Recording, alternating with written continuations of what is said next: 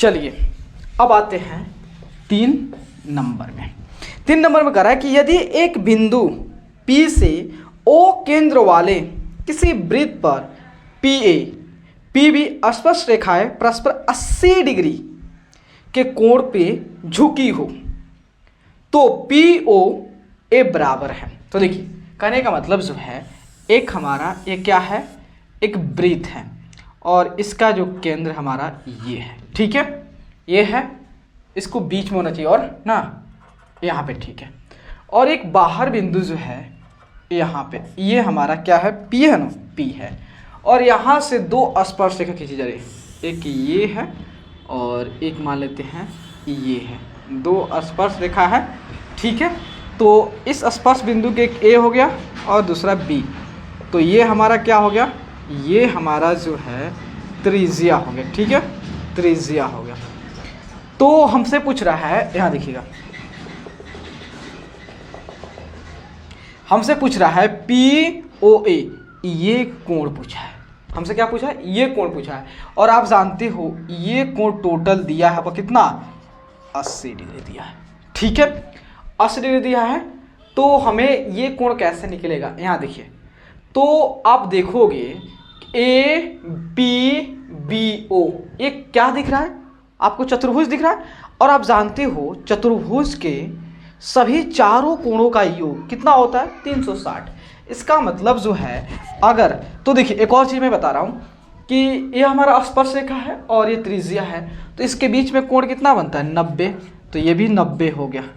चलिए तो अगर इसको कैसे लिख दे, इसको ऐसे लिख दे, APBO ऐसे लिख रहे हैं, बाद में इसको थोड़ा सा लिख देंगे। देखिए A कोण A प्लस कोण B प्लस कोण P प्लस, इसको जानते हैं, और O वाले O नहीं लिखते हैं, क्यों बता रहे हैं आपको, यहाँ देखिए इसको लिख रहे हैं PO, आपको AOB लिख रहा हूँ, ये पूरा टोटल लिख रहा हूँ, तो AOB ऐसे लिख रहा हूँ, इसमें कोई दिक्कत नहीं है।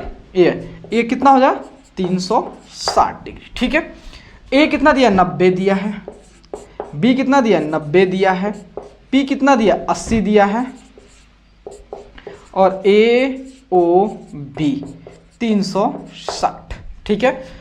तो कितना हुआ, 9 3 27 हुआ ना, तो 27 में 10 घटा दो, कितना हुआ, तो 260 हो गया, प्लस AOB 360, तो AOB 360 में से इधर है आपका 260 घट गया, कितना हो गया, 100 हो गया।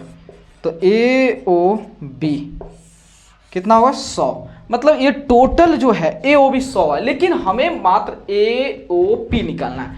तो भाई अब आते हैं त्रिभुज, यहाँ पर मेन इंपॉर्टेंट है, तो हम आते हैं AOP, इस त्रिभुज में AOP, और उसके बाद BOP में, ठीक है।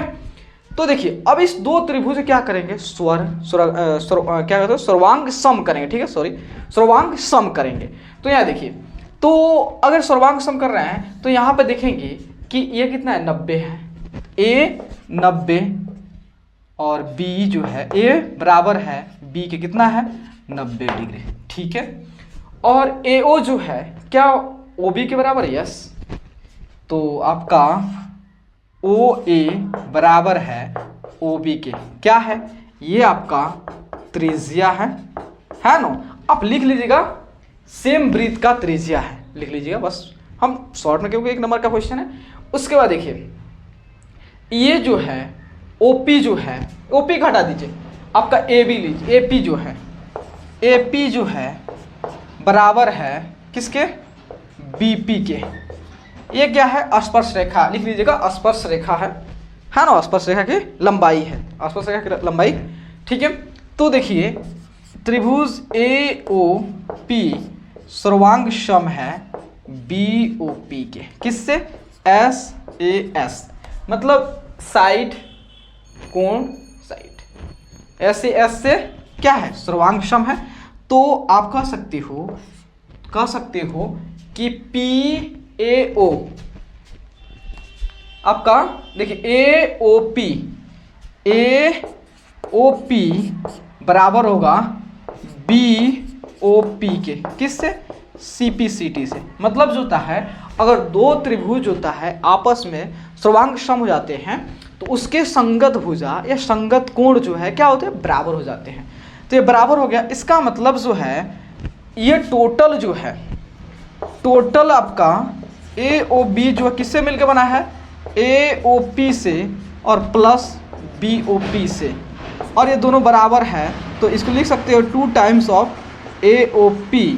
तो 2 AOP कितना है? तो देखिए आपका AOP तो ये जो है इसका आधा हो जाएगा, तो मतलब जो है आपका AOP ये कितना है? AOP प्लस B आपका AOP, तो टोटल जो है AOB कितना है? 100 है ना 100, और AOP तो 100/2, AOP कितना हो गया? 50 AOP।